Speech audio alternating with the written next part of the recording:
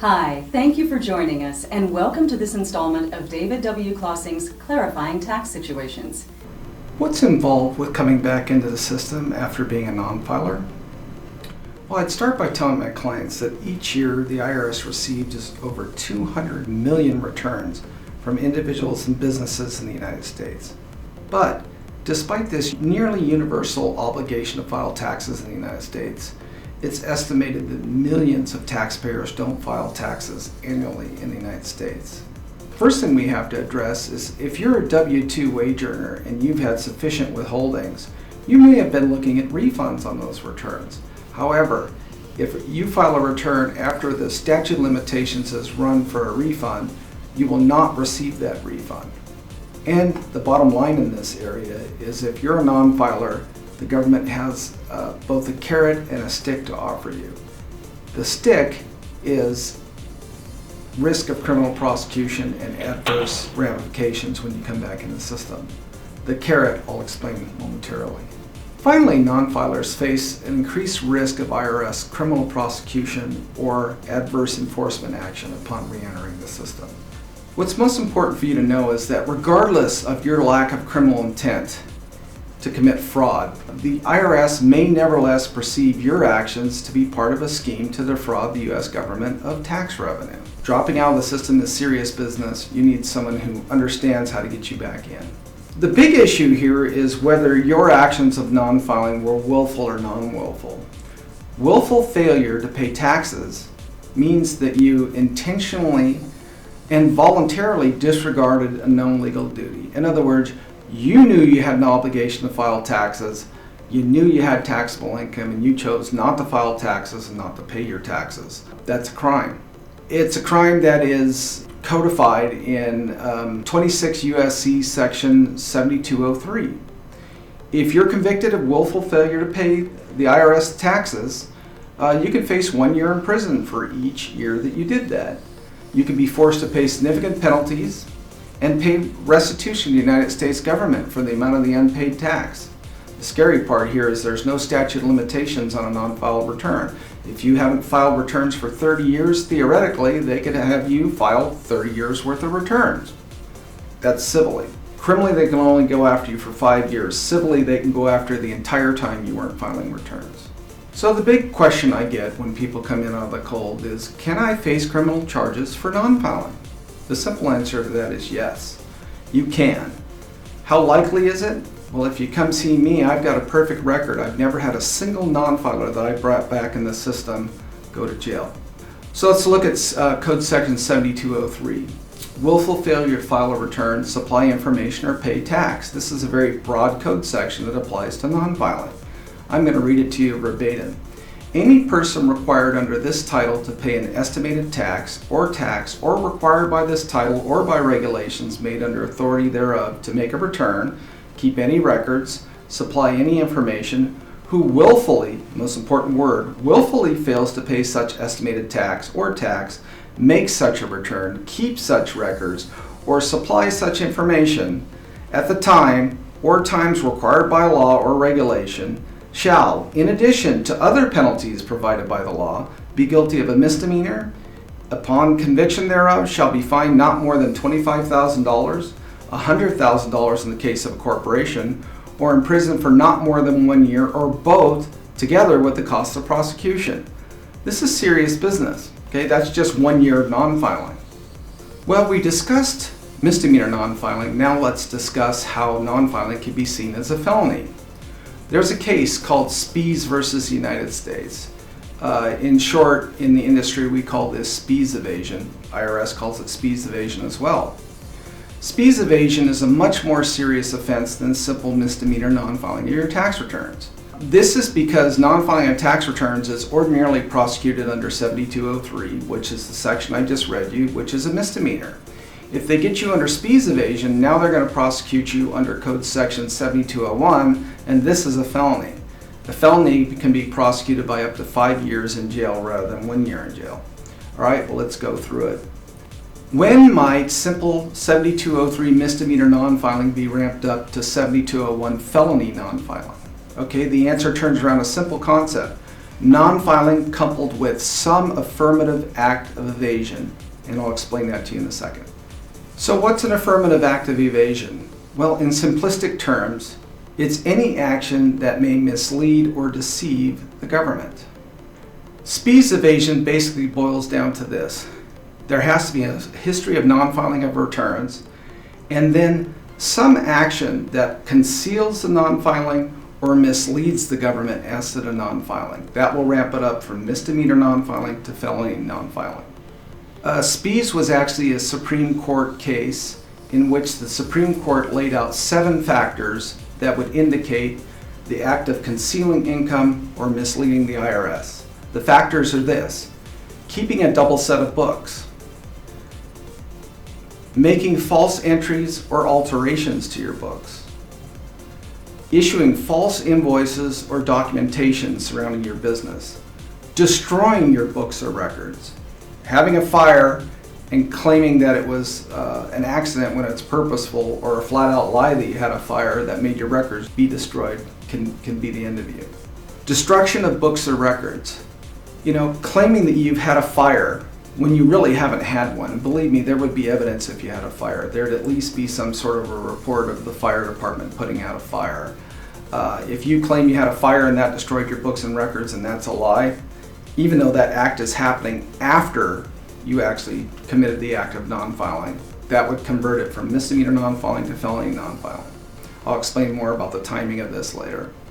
Concealing assets or covering up your sources of income. If every bank account for your business is in somebody else's name, if you don't own anything in your personal name, all of your assets are in somebody else's name. If you're doing business in a way that's designed to not let the IRS know you exist, these are the type of factors that can convert misdemeanor non-filing to felony non-filing. If you handle your transactions in a way to avoid making the records usually kept in a business, in other words, you do all your transactions in cash, when ordinarily there would be a mixture of credit card, debit sales, and cash sales. If you specifically only do business in cash and keep no records, that would establish SPE's evasion. In the last factor of SPE's, which is the most dangerous, there's a catch-all factor of number 7. Any action, the likely effect which would be to mislead or conceal, will establish SPE's evasion. Okay. The 7th factor is the most risky factor. Any action that can be deemed you took to mislead or conceal income can ramp up misdemeanor non-filing to felony non-filing. So what's an affirmative act for purposes of SPE's evasion? The scary part about this is the affirmative act doesn't have to be the actual actions surrounding the non-filing. The affirmative act can come later when the government is auditing you over the fact you've non-filed returns. When the government actually roots you out as a non-filer, audits you and forces you back into the system, your actions during that audit can convert misdemeanor non-filing into felony non-filing. How can they do that? Well, if you make any type of a false statement to the IRS, either oral or written, that can cause the conversion from misdemeanor to felony non-filing. What's most important about these statements is to realize that the statements can be before, after, or at the same time of filing of a tax return. Here's an example. You've got a history of non-filing. You finally file returns. You enter the system. You get audited. During that audit, you lie to the IRS about how much income you received during that period. That's an affirmative act that can cause you to face income tax evasion and ramp it up from misdemeanor non-filing to felony non-filing. Accordingly, a taxpayer that lies about the income they earn during the period of non-filing, when they come back in the system, can be facing jail time and heavy penalties.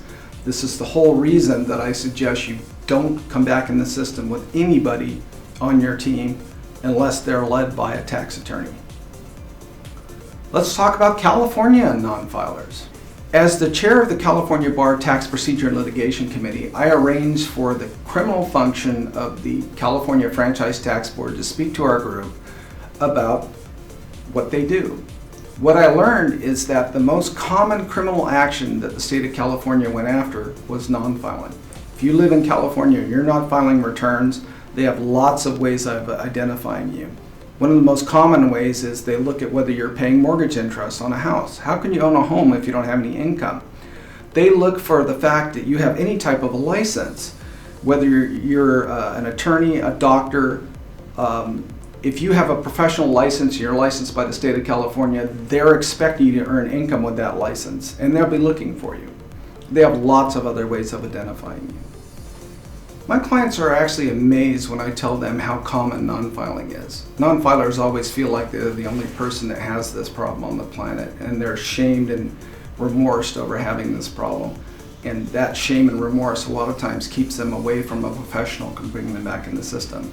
You need somebody that won't judge you, somebody that will help you, and somebody that will keep you from stepping in the traps that exist when you enter the system. I can help you with that. How common are unfiled taxes? During the early 2000s, the IRS conducted studies trying to determine how large a non-filing problem existed in the United States. Out of that study came the figure 10 million individuals and businesses are estimated to not file taxes each year. You're not alone. Furthermore, the government's very concerned about this because they estimate that the aggregate loss is more than $7 billion of revenue to the U.S. government from non-filing alone. Other studies have placed this loss as high as $86 billion a year. Are they interested in you not filing your tax returns? You're damn right they are. The problem of non-filing is very well known to the federal government and to the state of California. The federal government is using a carrot and a stick to bring you back into the system. The stick is criminal prosecution, which we've already discussed. The carrot is what I'm about to get into. The IRS has gone so far as developing a non-filer program. The program is designed to encourage you to come back into the system voluntarily and not commit you criminally if you do that process correctly. To effectively wield the stick, the IRS has created a joint task force of auditors, revenue agents, and special agents out of the Criminal Investigation Division of the IRS. Their mission is to locate non-filers and force them back into compliance. One of the best tools used by this special task force is the IRS information reporting system. That system is used to match information from third parties received about your activities against your records to determine if you're filing or non-filing. This system will analyze W-2s, 1099s, any type of tax reporting document against the population of Social Security numbers in the United States to identify non-filers. Furthermore, the IRS is authorized under the Internal Revenue Code to prepare tax returns based on information from third parties for those folks that don't file tax returns. If they do this, they'll prepare something called an SFR, a substitute for return. This is authorized under Code Section 6020, and as one might expect, a return prepared by the government is rarely favorable to the taxpayer. Ordinarily, it contains all items of income that they know about and omits all deductions even if they know about them. In light of everything I've told you, what is the Tax Law Office of David W. Klossing's playbook when facing a non-filing situation? First thing we do, whether it's intuitive to you or not, is we contact the state taxing authority and the IRS and we request a ceasefire. That request goes something like this. Hi, my name is Dave Klossing. I'm a tax attorney and a CPA. I'm bringing in a non-filer. Their names are X, Y, and Z. Social Security numbers are Z, B, and X. Please mark their account. They're coming back into the system. Cease all collection action, all investigation action until I have a chance to bring them back into the system. Okay? Then we do a compliance check. We look at all the information that the federal and state governments have about you on their system. We request wage and income transcripts, account transcripts. We want to know what they know about you before you bring you back in the front door. We especially want to know whether they prepared SFRs. SFRs, as I stated earlier, are rarely favorable to the taxpayer. They include only items of income, they omit items of deduction. We come in and we figure out your accounting, what the proper tax liability should have been had you filed timely, and then we work to get the SFRs replaced with our original versions of the returns. Now, it is possible those SFRs could have been already reduced to judgment via the issuance of a 90-day letter, and those amounts are already being collected against you. A lot of times that's what brings a non-filer into my office when they take that step. The only way to get that SFR that's been reduced to judgment adjusted a proper tax liability is audit reconsideration. Audit reconsideration is not mandatory on the part of the government. They have to willfully do that for you, but we've had good luck with it in the past. I've kind of alluded to it earlier, but it's very important for you to know as a non-filer that you face potential liability without a statute of limitations. In other words, the government can go back to the dawn of time on the action of non-filing. Within a civil context, ordinarily the IRS has 3 years to audit an unfiled return. Unfortunately, under the continuing offense doctrine, the statute of limitations will run if the taxpayer engages in any activity that's deemed to willfully attempt in any manner to evade or defeat any tax or payment thereof, quote unquote. For example, if you leave the United States, you decide I'm done with the United States, and you've got a green card or you're a citizen, and you decide you're out of here, guess what? The whole time you're gone, you owe U.S. returns, okay? And matter of fact, if you leave as a fugitive, the statute of limitation is tolled the entire time, that 3-year statute. Furthermore, it can be very difficult to determine when exactly a tax crime has occurred. Did it occur with the filing of the original return? Does the crime continue on when you lie about something that's on your return in a subsequent audit? Does it start when you file a false return? Thus, practically speaking, a taxpayer may have to worry for many, many, many years beyond the 6-year non-filing policy I mentioned earlier. One quick way is if the government has filed SFRs for a year that's older than 6 years. If you're looking at 15 years of SFRs, you're going to have to file 15 years of tax returns to get back in the system, although that's rare. The largest concern I get from my clients when they come back into the system as non-filers is they're worried about criminal prosecution, and they're really worried about facing the IRS in a subsequent audit after they file their returns. What I tell my clients is that the preparation of delinquent returns requires a heightened level of scrutiny on my part. It's my job to make sure you don't go to jail. And we need to tell an accurate story financially when you come back in the system. Those returns have to withstand an audit. I always look to make my clients as bulletproof as possible in this procedure. The IRS knows 2 things as a matter of course concerning non-filers. Number 1, you're not likely to have pristine records after being out of the system for an extended period of time. Number 2, you have a large motivation to understate your tax liability because you're facing a crushing amount of taxes due when you finally come back in the system. Therefore, you have a motivation to cheat, and they know it. What I tell my clients is this: you don't want to compound the fact that you dropped out of the system with filing false or fraudulent returns when you re-enter the system. You're just asking for it, okay? It's one thing not to file returns, it's a much more complicated problem to actually cheat on your way back in. I won't let it happen on my watch. Okay, even though I've talked quite a bit about the stick the government carries here, the carrot is that the government wants you back in the system. The last thing they want to do is pounce on every non-filer that comes back in the system and hit them with criminal penalties. If they do that, who would be likely to come back in after they've dropped out of the system? The government's stated objective with the non-filer program is to bring people back into the system with substantially correct tax filings. Believe it or not, the focus of the IRS looking at your delinquent returns is on the big picture, not specifically with every item of income and every item of expense. Substantially correct will do it here. Believe it or not, the government's focus at looking at the taxes of a delinquent taxpayer is not necessarily the specific items of income and expense. It's more on the big picture. Are they coming forward back into the system with substantially correct returns? With over 28 years of tax preparation experience, being a CPA, being an attorney, having a master's in tax, with my staff having over 15 years experience in tax preparation, master's degrees in tax, with my accountants that have bachelor's degree in accounting, we're a one-stop shop to make sure that that is met.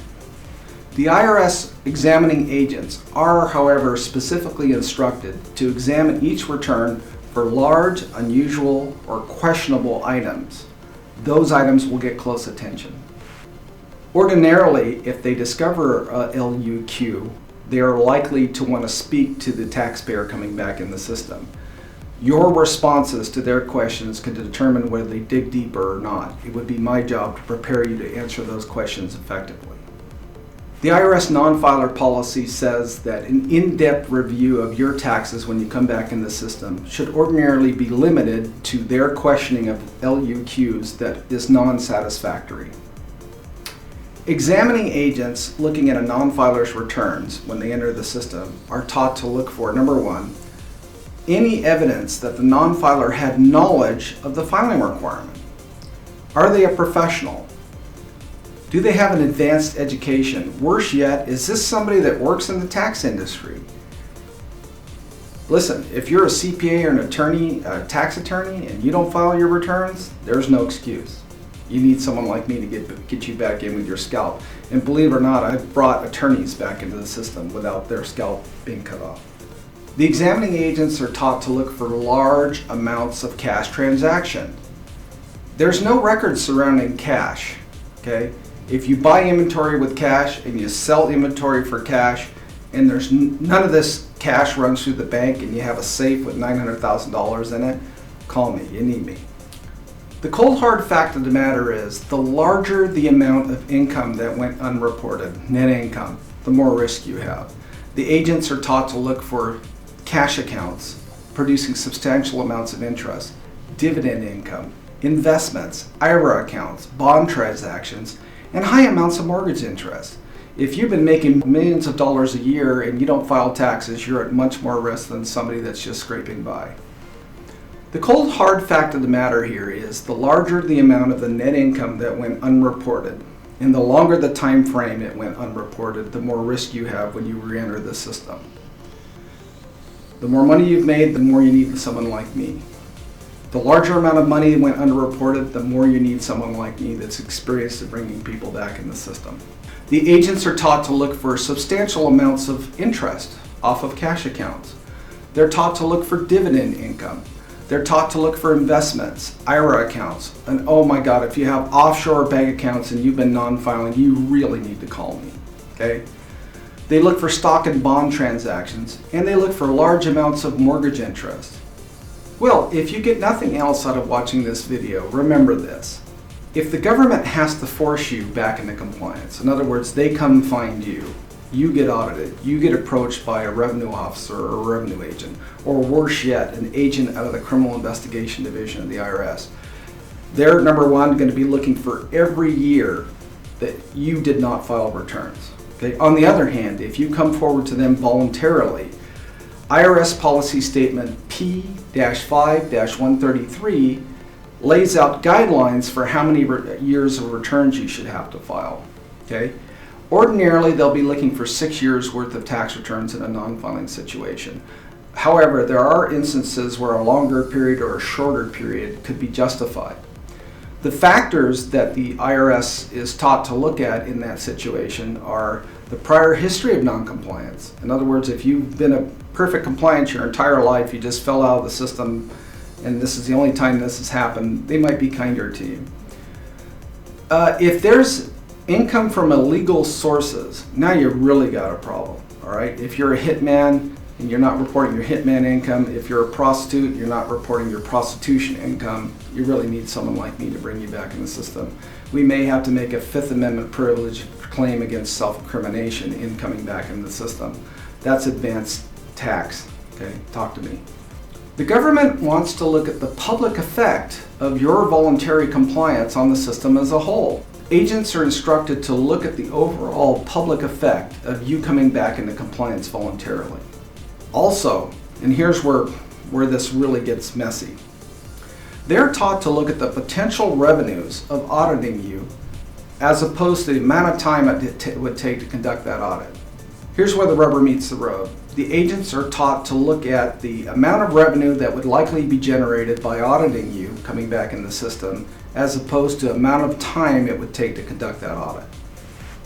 On the other hand, the government agents are taught to look for special circumstances that may exist to justify your non-filing. I also find myself spending a lot of time with non-filers discussing how many tax returns are going to have to be filed to bring them back in the system. Well, because of this non-filer policy, if I bring you forward voluntarily, ordinarily, an examining agent would need an IRS group manager's approval to request more returns beyond that 6-year non-filer policy period. I spend a great deal of time discussing with potential non-filer clients how many returns it's going to take to get them back into the system. Well, the good news is that if I bring you back into the system voluntarily, ordinarily it would take special approval by an IRS group manager to require more than 6 years worth of tax returns from you. Ordinarily. Here's the reason you want to make sure you use somebody who knows what they're doing in this area. If you voluntarily file 15 years worth of tax returns and you've been out of the system 15 years, no group manager approval is needed to process all 15 of those tax returns and collect accordingly.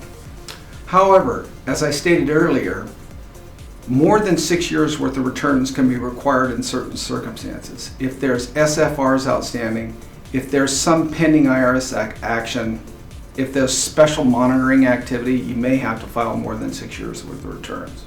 Lastly, when we're figuring out how we're going to pay back this massive tax debt, and my firm wants to use an offer in compromise, it will be necessary to file all missing returns before we can file an offer in compromise. So in summary, the takeaway points from this video are: number one, non-filing is a crime, okay? Come see a criminal tax defense attorney and a CPA with a master's in tax to get you back in the system with your scalp. Number two, there is really a low risk of criminal prosecution if your situation is handled correctly. I've done it multiple times, never lost anybody yet. Don't want you going to jail on my watch. There is a need for attorney-client privilege here. Non-filing is a criminal act. Make sure you come back into the system with somebody that can protect your communications from being compellable against you in a court of law. Do not enter the system with a CPA, CTEC certified, or an enrolled agent. You need a tax attorney. Better yet, why not a tax attorney that's also a CPA with a master's degree in tax and that has a staff of superstars? Here's a concept we haven't discussed. There's two ways back into the system. There's something called a voluntary disclosure and there's something called a quiet disclosure. A quiet disclosure, the advantage is you submit 6 years worth of returns back into the system.